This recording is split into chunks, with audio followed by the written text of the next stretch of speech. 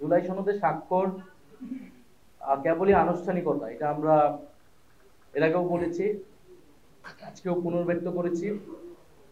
যদি এর কোনো আইনি ভিত্তি না হয়, এটি এটি এর মূল্য, এর কোনো অর্থ তৈরি হবে না।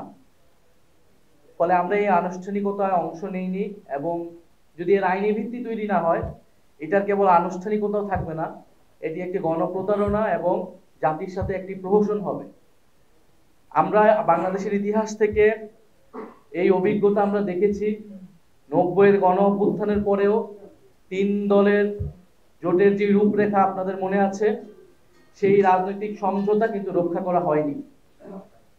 ফলে ফ্যাসিবাদ বিরোধী লড়াইয়ে যেই দলগুলো আমাদের সাথে ছিলেন, এটা তাদের প্রতি বিশ্বাস অবিশ্বাসের প্রশ্ন নয়, বরং একটি সংবিধানের মতো এত গুরুত্বপূর্ণ বিষয় আমরা যদি পরিবর্তন করতে চাই, তার অবশ্যই একটি আইনি ভিত্তি প্রয়োজন। এবং এই 72-এর সংবিধান যাতে পরিবর্তন না হয়, পুরনো ফ্যাসিস্ট কাঠামো যাতে রয়ে যায়, তার জন্য নানান অপচেষ্টা কিন্তু দেশের ভিতরে দেশের বাইরে থেকে করা হচ্ছে।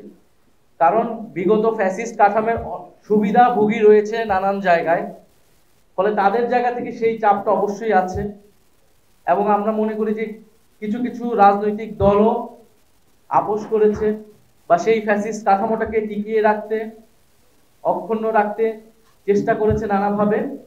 কিন্তু জাতীয় নাগরিক পার্টি এবং আরো কিছু রাজনৈতিক দল এবং অভ্যুত্থানে অংশ নেওয়া ছাত্র জনতার চাপে কিন্তু সরকার এই কমিশন গঠন, ঐক্যমত কমিশন গঠন, সংস্কার প্রক্রিয়া নিয়ে আলোচনা এবং জুলাই সনদ পর্যন্ত এতদূর এসেছে।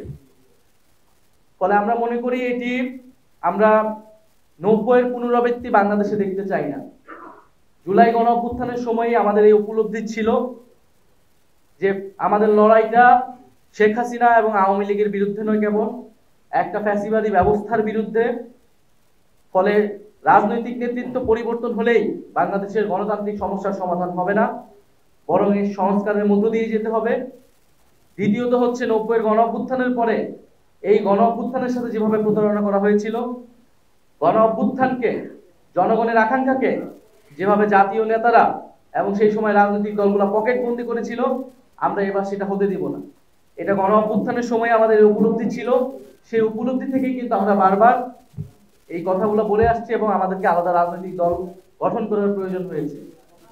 ফলে সরকার এটার আইনি ভিত্তি দেয়নি, বা অন্য দলগুলো অনেকে বলেছে, অনেকে বলে নাই, তারা স্বাক্ষর করেছে, এটা নিয়ে আমাদের কোনো আপত্তি নেই।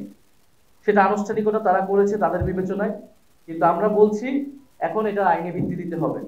আইনি ভিত্তির মাধ্যমে এটি অর্থবহ হবে, এছাড়া এর কোনো অর্থ থাকবে না। ফলে সরকারের প্রতি আমাদের আহ্বান, রাজনৈতিক দলগুলোর প্রতি আহ্বান এবং জনগণের প্রতিও আমাদের সেই আহ্বান রয়েছে। জনগণ কালকে এটা দেখেছে, পুরা অনুষ্ঠানটাই দেখেছে।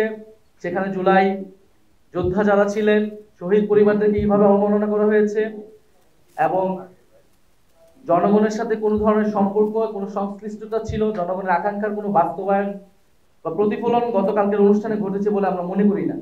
বরং এটি তখনই ঘটবে জুলাই গণ অভ্যুত্থানে অংশ নেওয়া ছাত্র জনতার সার্বভৌম অভিপ্রায় হিসেবে যখন প্রফেসর মোহাম্মদ ইউনূস একটি আদেশ জারির মাধ্যমে এর আইনি ভিত্তি তৈরি করবে, এবং সেই ভিত্তি অনুসারে গণভোট এবং পরবর্তী নির্বাচিত সংসদ এবং গণপরিষদ একটি নতুন সংবিধান তৈরি করবে।